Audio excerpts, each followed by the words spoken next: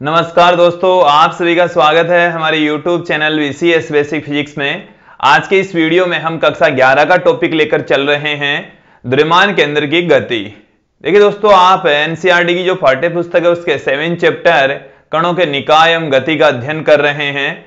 उसमें आज हम महत्वपूर्ण टॉपिक द्रव्यमान केंद्र की गति का अध्ययन करेंगे।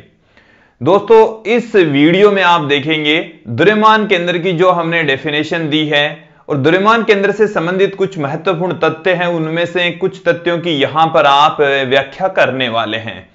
मैं आपको याद दिलाता हूं कि द्रव्यमान केंद्र की जो परिभाषा है वो क्या होती है कि द्रव्यमान केंद्र किसी निकाय के लिए किसी पिंड का वह बिंदु होता है जिस पर उसका संपूर्ण द्रव्यमान केंद्रित माना जा सकता है। साथ में हम ये भी कहते हैं कि उस बिंदु पर सभी बाह्य बल आरोपित मानते हैं, तो उस बिंदु को हम द्रव्यमान केंद्र कहते हैं। इस डेफिनेशन को, द्रव्यमान केंद्र की परिभाषा को यहां पर इस वीडियो में हम प्रूफ करने वाले हैं। इसके साथ में इस वीडियो में आप देखेंगे कि यदि किसी पिंड पर बाह्य बल काम नहीं कर रहा, इसका मतलब है बाह्य बल अनुपस्थित है, तो उस निकाय या पिंड का वेग नियत रहता है, संवेग नियत रहता है। अर्थात आंतरिक बल गति में अपना योगदान नहीं देते हैं। कि द्रव्यमान केंद्र की जब गति करेंगे, इसका मतलब है कि पिंड या निकाय की जो आंतरिक बल हैं वो यहां पर काम नहीं करते। आंतरिक बलों के प्रभाव से द्रव्यमान केंद्र की गति प्रभावित नहीं होती है। दोस्तों, कुछ एग्जाम्पल्स भी आप देखेंगे जिसके जरिए हम आप लोगों को समझाएंगे कि आंतरिक बलों के प्रभाव से द्रव्यमान केंद्र की गति पर कोई प्रभाव नहीं पड़ता है। तो चलो शुरू करते हैं आज का ये वीडियो, द्रव्यमान केंद्र की गति। सर्वप्रथम हम आपको याद दिला देते हैं कि जो द्रव्यमान केंद्र है उसकी डेफिनेशन क्या है, वो हम यहां पर प्रूफ भी करने वाले हैं। दोस्तों, द्रव्यमान केंद्र, द्रव्यमान केंद्र एक ऐसा बिंदु होता है, ऐसा बिंदु जिस पर निकाय या पिंड का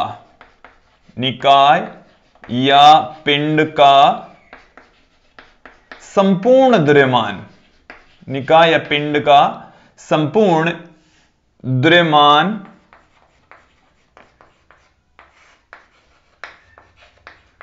केंद्रित माना जा सकता हो,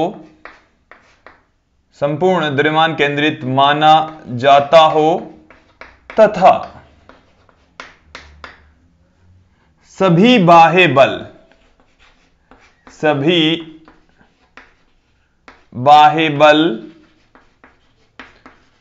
उस बिंदु पर, सभी बाह्य बल उस बिंदु पर कार्यरत माने जाते हो,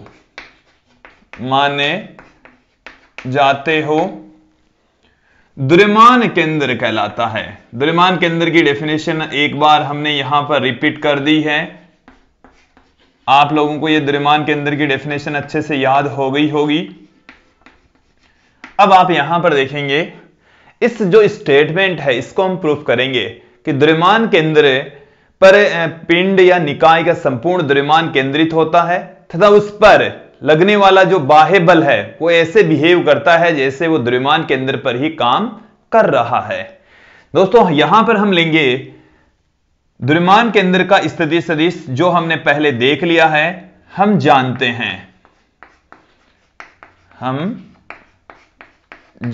हैं द्रव्यमान केंद्र का स्थिति सदिश, द्रव्यमान केंद्र का स्थिति सदिश, द्रव्यमान केंद्र का स्थिति सदिश। तो द्रव्यमान केंद्र का जो स्थिति सदिश है दोस्तों हमने पहले पढ़ लिया था। अब यहां पर हम देखेंगे RCM वेक्टर। RCM वेक्टर बराबर हमने देखा था M1 R1 vector plus M2 R2 vector plus इसी तरीके से dot dot dot Mn Rn vector upon M1 plus M2 plus dot dot dot Mn। ये n कणों के निकाय के लिए द्रव्यमान केंद्र का स्थिति सदिश का फॉर्मूला हमने देखा था, देख लिया था दोस्तों। अब ये जो m1 plus m2 plus m3 है, ये है निकाय का कुल द्रव्यमान। तो जो निकाय का कुल द्रव्यमान है उसको हम कैपिटल M से पुट कर देंगे दोस्तों। तो इसे हम इस तरीके से लिख सकते हैं m1 r1 vector plus m2 r2 vector plus dot dot dot mn rn vector upon capital M। यदि मैं इस कैपिटल M को इधर मल्टीप्लाई कर दूं तो हमारे पास में आ जाएगा capital M into RCM vector is equal to, यहां से आप देखेंगे m1 r1 vector plus m2 r2 vector plus dot dot dot mn rn vector. दोस्तों इस इक्वेशन को हम t के रेस्पेक्ट डिफरेंशिएट कर देंगे तो उपरोक्त समीकरण को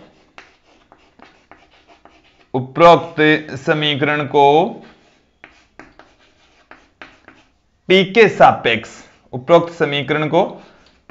के सापेक्ष अवकलित करने पर या अवकलन करने पर हमें क्या प्राप्त होगा। देखिए इधर से हम इसको डिफरेंशिएट कर देते हैं तो d m RCM vector by dt। दूसरी तरफ देखिए दोस्तों इन सभी टर्म्स का हम डिफरेंशिएशन कर देंगे, एक एक पद का डिफरेंशिएशन करेंगे तो हमारे पास में देखिए क्या निकल कर आएगा। यहां से मैं m1 तो एज इट इज रह दूं, इसको डिफरेंशिएट कर देते हैं dr1 vector by dt plus m2 dr2 vector by dt plus dot dot dot plus mn drn vector by dt। यहां से जो RCM बाई dt है वो होता है समय के साथ में स्थिति में परिवर्तन, जिसे हम वेग कहते हैं। तो हमारे पास में देखिए दोस्तों क्या निकल कर आएगा। यहां से आप देखिए तो m और इसे हम लिख रहे हैं VCM वेक्टर। इधर हमारे पास में देखिए क्या रह गया है m1 v1 vector plus m2 v2 vector plus m3 v3 vector dot dot dot mn vn vector. ये हमारे पास में आ चुका है दोस्तों। इस इक्वेशन का पुनः हम t के रेस्पेक्ट डिफरेंशिएशन करेंगे। उपरोक्त समीकरण का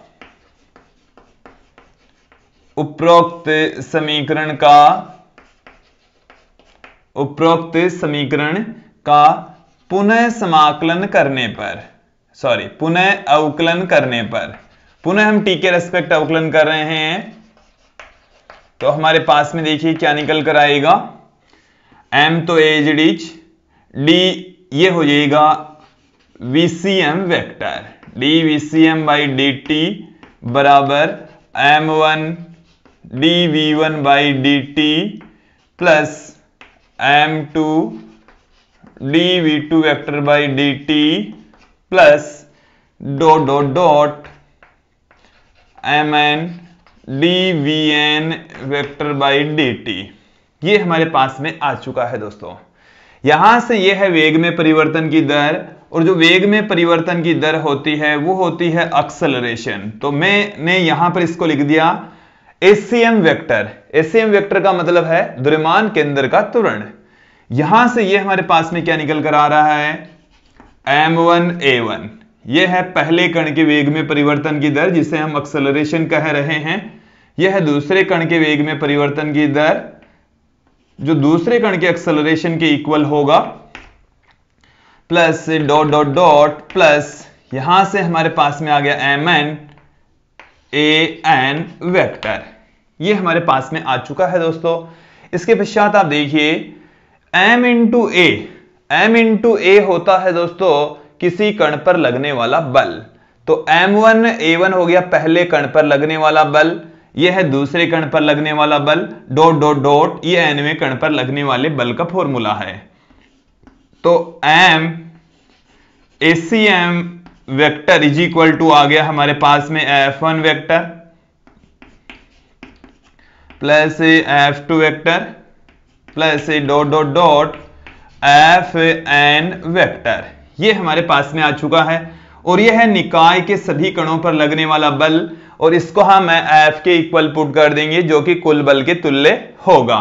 तो यहां पर आप देखिए कि F1 plus F2 plus F3 plus dot dot dot Fn बराबर कैपिटल F, यह है निकाय पर लगने वाला कुल बल, निकाय पर कुल बल।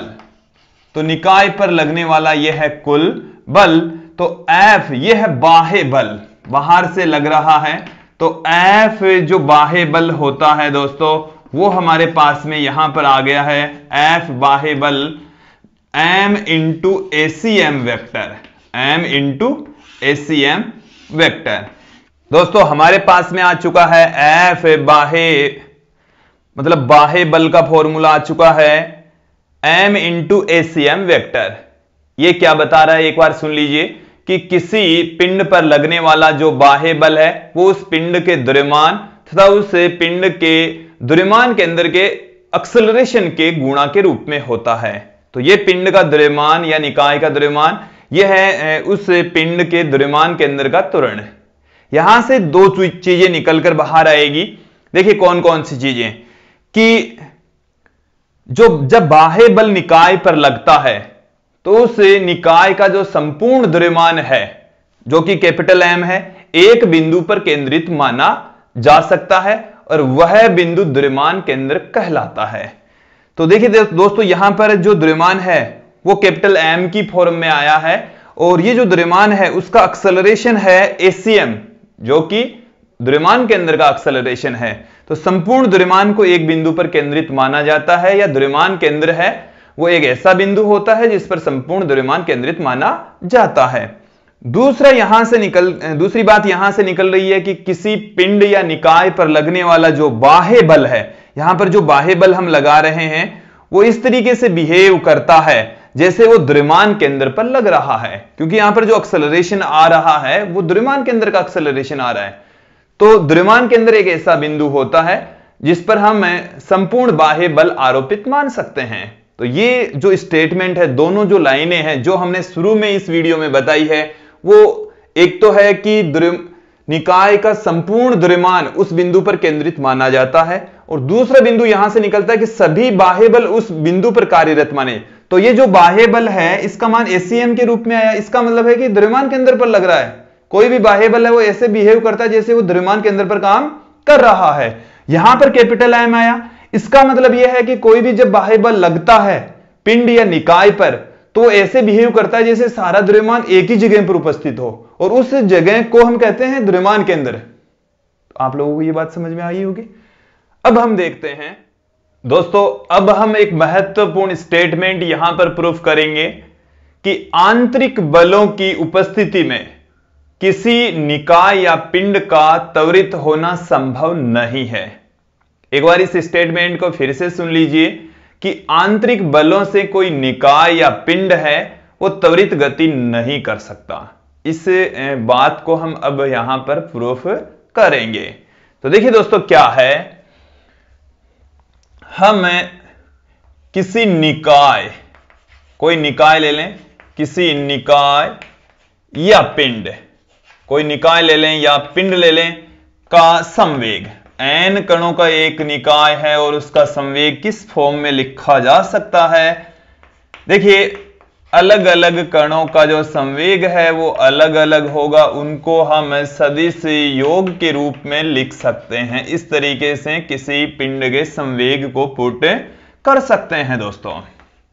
अब पहले कण का जो संवेग है वो m1, तो m1 v1 वेक्टर प्लस में दूसरे कण का संवेग m2 v2 वेक्टर। इसी प्रकार से nवें कण का जो संवेग है mn vn वेक्टर लिख सकते हैं। अब इस इक्वेशन को, उपरोक्त समीकरण को हम क्या कर रहे हैं, उपरोक्त समीकरण को m1 plus m2 plus dot dot dot mn से जो इसका दायां भाग है, उपरोक्त समीकरण को के दाएं भाग को हम से इस वाली राशि से अंश व हर में गुणा करने पर, अंश व हर में गुणा करने पर, अंश और हर में गुणा कर देते हैं तो क्या प्राप्त होगा दोस्तों? P इज इक्वल टू हमें मिलेगा, अंश वाला गुणा ये रहा m1 plus m2 plus dot dot dot mn, और हर वाला गुणा अब आपके सामने हम पुट कर रहे हैं, m1 v1 plus m2 v2 vector plus dot dot dot mn vn vector upon m1 plus m2 plus dot dot dot mn, ये हमने रख दिया है इसकी वैल्यू। दोस्तों हम आपको थोड़ा सा याद दिला दें, और यह है द्रव्यमान, जो द्रव्यमान के अंदर है उसका वेग, द्रव्यमान के अंदर का वेग है, VCM वेक्टर कहलाता है ये। तो द्रव्यमान के अंदर का जो वेग होता है दोस्तों, क्या होता है? द्रव्यमान केंद्र का वेग, तो द्रव्यमान के अंदर का वेग VCM वेक्टर होता है। ये हम पहले देख चुके हैं, पढ़ चुके हैं। m1 v1 vector plus m2 v2 vector plus dot dot dot mn vn vector upon m1 plus m2 plus dot dot dot mn, ये होता है दोस्तों। यहां पर यह है निकाय का कुल द्रव्यमान। तो निकाय का जो कुल द्रव्यमान है वो किसके तुल्य होगा? देखिए, अब यहां पर ले लेता हूं मैं,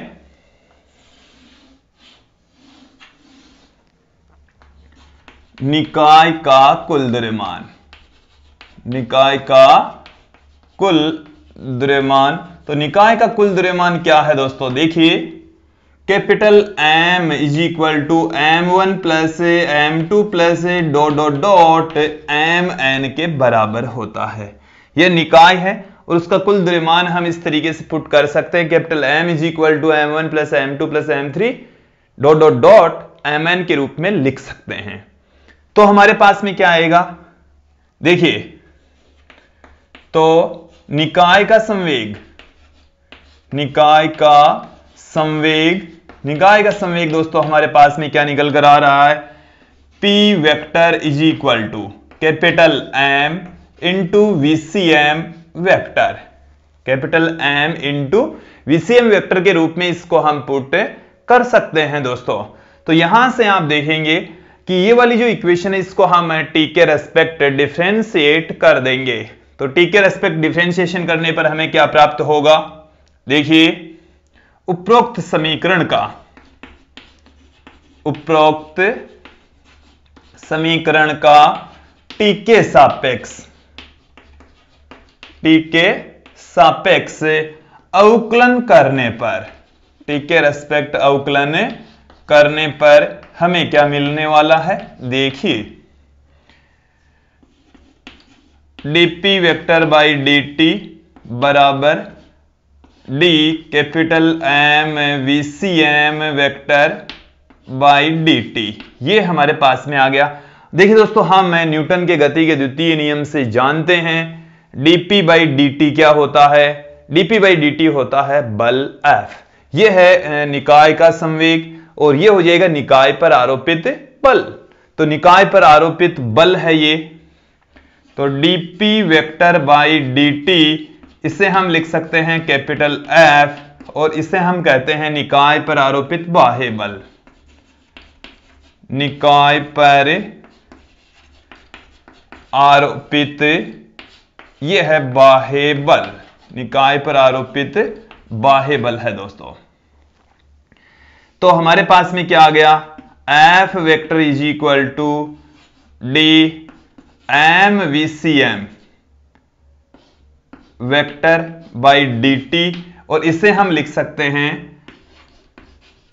PVCM, PCM, PCM का मतलब है द्रव्यमान केंद्र का संवेग, द्रव्यमान केंद्र का संवेग है दोस्तों। यदि F 0 हो, यदि F 0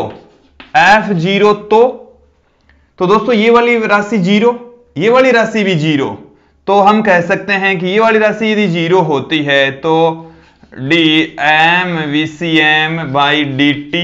बराबर dPCM/dt बराबर भी 0। यहां से हमारे पास में दो स्टेटमेंट निकल रहे हैं, क्या क्या? या तो VCM नियत रहेगा, VCM जब नियत रहता है दोस्तों तो PCM भी नियत रहता है।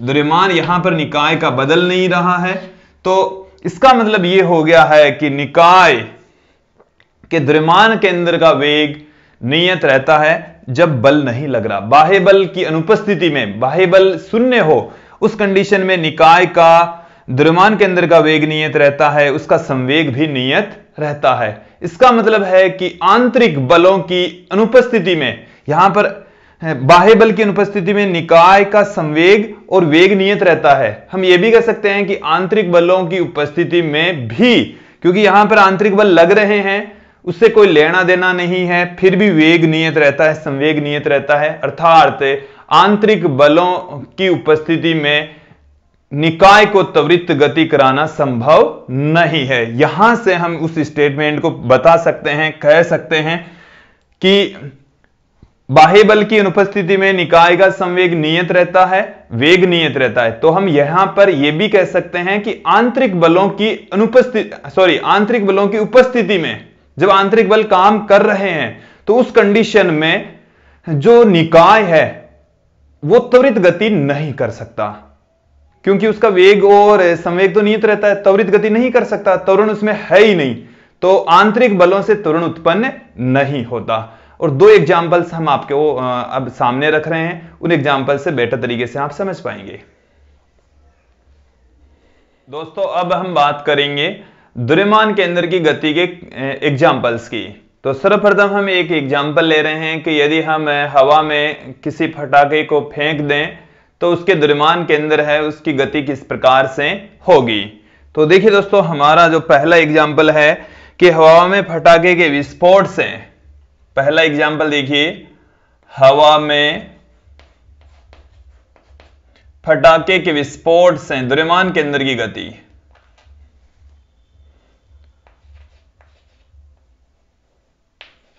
हवा में पटाखे के विस्फोट से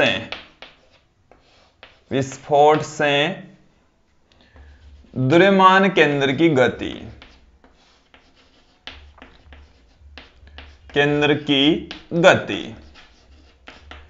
दोस्तों इस एग्जाम्पल को आप समझ लेंगे तो अभी तक जो पढ़ा हुआ पार्ट है वो आपको बेटर तरीके से समझ में आ जाएगा। जैसे ये हमारी पृथ्वी है, यहां से हमने किसी पटाखे को फेंका, तो देखिए दोस्तों यदि उसमें विस्फोट नहीं होता है तो इस पथ पर गति करेगा। लेकिन जब पटाखा यहां से आया तो यहां से आते आते आते यहां पर आते इसमें विस्फोट हो गया, इस बिंदु पर आया तो दोस्तों इसमें क्या हो गया है, विस्फोट हो गया है। ये जो पटाखा है इसके टुकड़े हो गए हैं। अब देखिए दोस्तों, जो टुकड़े हुए, पहले ये यहां तक आया, फिर जब टुकड़े हुए तो जो टुकड़े हैं वो इस तरीके से गति करते हैं, एक टुकड़ा इधर उछल गया, कोई दूसरा जो टुकड़ा है वो इधर उछल गया, कोई तीसरा जो उसका टुकड़ा है वो इधर उछल गया, कोई अन्य जो टुकड़ा है वो इधर आ गया है। तो इस तरीके से उनके जो टुकड़े हैं वो गति करते हैं, ऐसे गति करेंगे। आप यहां पर देखेंगे कि विस्फोट होने के बाद में जो प्रत्येक टुकड़ा है वो परवलयाकार पथ में गति करता हुआ पृथ्वी के ऊपर गिरता है। यहां पर ये जो पटाखा था वो भी परवलयाकार पथ पर गति कर रहा था और इसका जो प्रत्येक टुकड़ा है वो भी परवलयाकार पथ पर गति करता हुआ नीचे गिरेगा। दोस्तों ये इस तरीके से गति करते हैं। तो यहां पर आप देखेंगे, पाएंगे कि टक्कर से, विस्फोट से पहले जो द्रव्यमान केंद्र है वो एक परवलयाकार पथ पर गति कर रहा था और विस्फोट होने के पश्चात, विस्फोट यहां पर हो गया, फिर भी उसका जो द्रव्यमान केंद्र है वो उसी पथ पर ही गति करता रहेगा, क्योंकि ये जो सभी कणों का, इस कण, इस कण, इस पार्टिकल, सभी टुकड़ों का जो द्रव्यमान केंद्र है वो फिर भी उसी दिशा में ही आगे बढ़ता रहेगा, उसी परवलयाकार पथ पर गति करेगा। अब उसके पीछे रीजन ये है कि जो फटाके में विस्फोट है, फटाके में जो विस्फोट हुआ है वो कोई बाह्य बल की वजह से नहीं हुआ है। फटाके में विस्फोट एक आंतरिक बल की वजह से हुआ है। फटाके में विस्फोट किसकी वजह से हुआ है दोस्तों? विस्फोट आंतरिक बलों के कारण से हुआ है। और हमने आप लोगों को बता दिया कि आंतरिक बलों के कारण हुआ है, और जब आंतरिक बल लगता है तो निकाय के वो त्वरण में कोई परिवर्तन नहीं करते, निकाय के त्वरण में परिवर्तन नहीं करते, वेग में परिवर्तन नहीं करते, संवेग में परिवर्तन नहीं करते।